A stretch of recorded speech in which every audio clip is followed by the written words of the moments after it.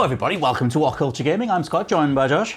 Hello, Scott. Josh, friend, it's been a while since we've had a big old news thing, and there's a ton to talk about with this. Now, it comes from Oops Leaks, a channel over a Twitter thread, over on Twitter, which is they're a very new account. They sort of appeared around about November 17th. They've been tweeting a lot about Bioshock, and recently it's all been picked up. It started doing the rounds on other gaming sites, which makes me think that there's way more to these rumors, that maybe they line up with the reality of what Bioshock 4 is, and that's why everybody's starting to cover it. And it wouldn't be us if we didn't leap on and talk about it as well. So there's quite a lot of stuff here to break down. First thing first, Bioshock 4 is not called Bioshock 4, it's in fact Bioshock Isolation, with the Oops Leak Twitter thread sharing an old logo from a couple of years ago, which is apparently what the name of it is. In amongst here though, they also confirm that numbered Bioshock games will be coming in the future, as will Rapture, because they say that returning to Bioshock and Rapture as a combination is still assumed to happen in the future. So a few other things to break down. The new developers are called Cloud Chamber. We knew that anyway from the last few years. They're a new team formed by ex-Irrational people. Those are the developers that worked on the original Bioshock games, alongside concept artists, environment artists, modelers, VFX specialists, and level designers who worked on Watch Dogs Legion, Shadow of the Tomb Raider, and Mafia 3. And apparently we're getting an announcement at the Game Awards. The Oops Leak Twitter retweeted a whole bunch of Jeff Keighley's stuff, with Keighley saying that he's been working with a developer for the last 2.5 years and he can't wait to show off this incredible project or whatever. 2.5 years ago lines up with when Cloud Chamber were first formed, so that stuff seems to have credence. Oops also says that if this doesn't happen, it'll get announced at the start of next year, so that stuff's all coming together. There's a ton of story stuff to get to, but what do you think about all this? Interesting indeed, Scott Tilford, because Bioshock 4 is like a strange enigma. Like the way it was announced without very little fanfare, it was just the publisher saying, we're doing a new Bioshock and this is who's doing it. We'll tell you more at some point. We've heard nothing since. So this is really fascinating to potentially get a look at the title, Bioshock Isolation. Sadly, not a sequel to Alien Isolation, which I would have personally loved. But that's nor is it inspired by the Alter Bridge song, but what can you do?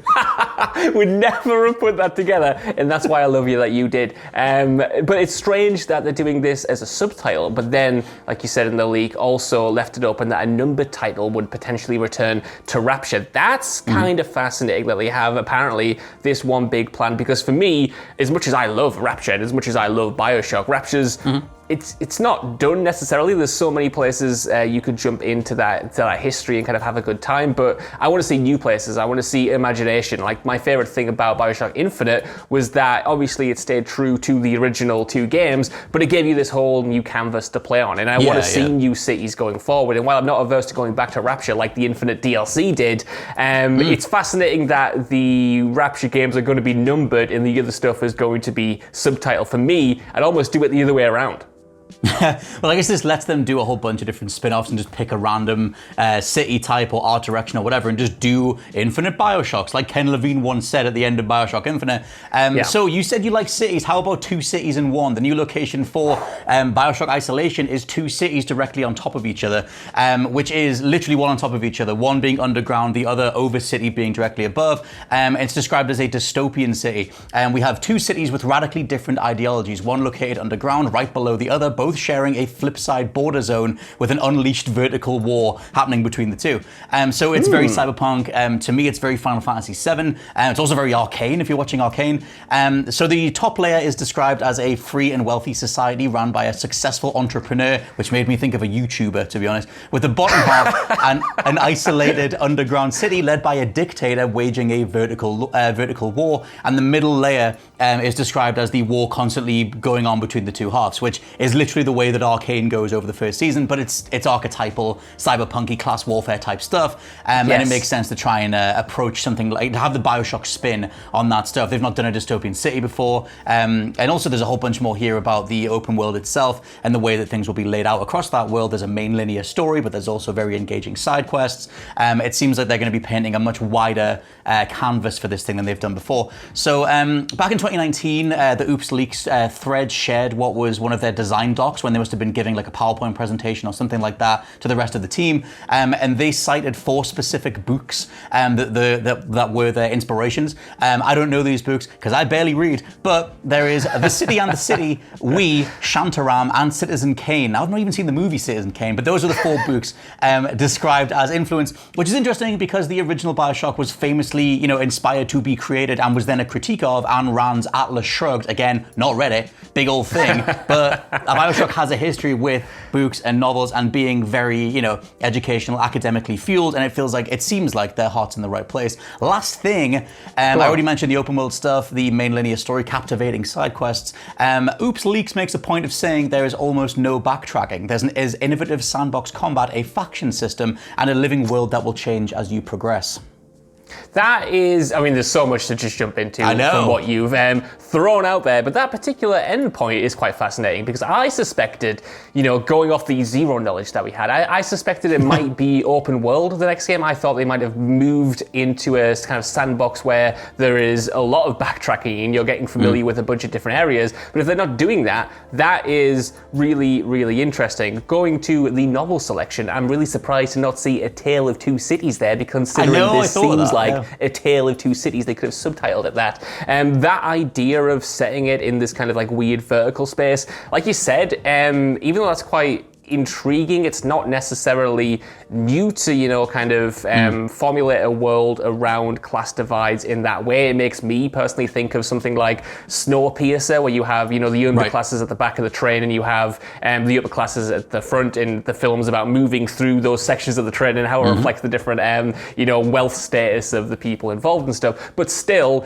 there's a lot of those stories for a reason, and that's that they make for visually unique locations, and they're an interesting way to personify a lot of political themes and a lot of interesting and rich potential story stuff is what I'm trying to say. So the idea of having this kind of vertical thing, that's cool, and it is, for me, a kind of a way to balance Rapture and Columbia, I think it was called, in the sky. Obviously, they were literally below sea and above ground, and this is almost like jamming those things together in a way. Well, but that's the thing. This is an archetypal approach to a sci-fi setting for a reason. It works. It is a very, like you said, it's a very obvious class analysis thing. My go-to when they said, all the certain type of people are ruled by this dictatorial person, I was like, are we going down the Far Cry 6 or the Far Cry 5 route of just sort of making this American analog again? Maybe something like that. That feels like the clearest comparison to me, but I hope there's more to it than that. I hope they flesh that stuff out. But yeah, mentioning things like the sandbox combat, for me, one of the biggest problems with Bioshock Infinite was the combat. I hated fighting the handyman, and I felt like a lot of the Skyjack stuff, a lot of the Skyrail stuff was really underutilized. So I kind of hope they flesh that side of things out. Because for me, I remember when Ken Levine mentioned that Bioshock was always a game, or his philosophy on games was that games should have brawn and brains. And I always liked the idea that he approaches stuff with these big chunky weapons and satisfying melee and things like that.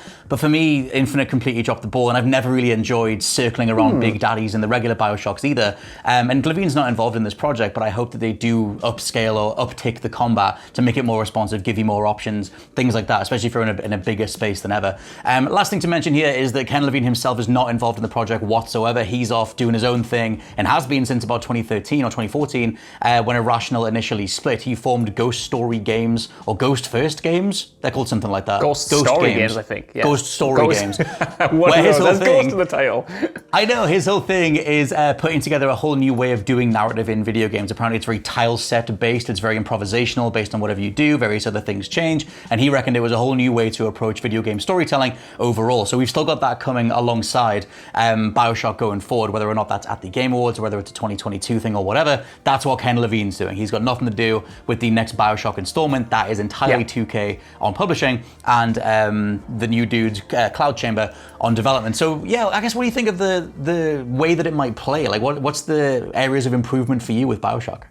I can only reiterate what you said, to be fair. I'm not necessarily as harsh on the gameplay in the previous games as you are, per se. I quite enjoyed the sandbox elements in Infinite, but I think if you look at all of those games, the combat's the weakest part, even though they have inventive things like, like the powers you get to use, the environmental attacks, the big daddies, all of that stuff. There's a lot of cool elements in there. It just doesn't quite click the way you want it to, especially compared to the setting and the story. And I think when it comes to the setting and the story for this new game, Bioshock Isolation, they're almost kind of I expect it to be good, or at least expect it to be interesting. And the biggest question mark at the moment is, how are they going to update the combat? Are they going to put as much focus on it this time around to make it play as good as a modern first-person shooter? Because even in RPGs now, I feel like we've become accustomed to a certain level of polish when it comes to first-person shooter mechanics, and I think they need to really raise that kind of level to make it mechanically as satisfying as it is, intellectually stimulating when it comes to the story and stuff. So for me, I don't necessarily know what they can do, because I do think that,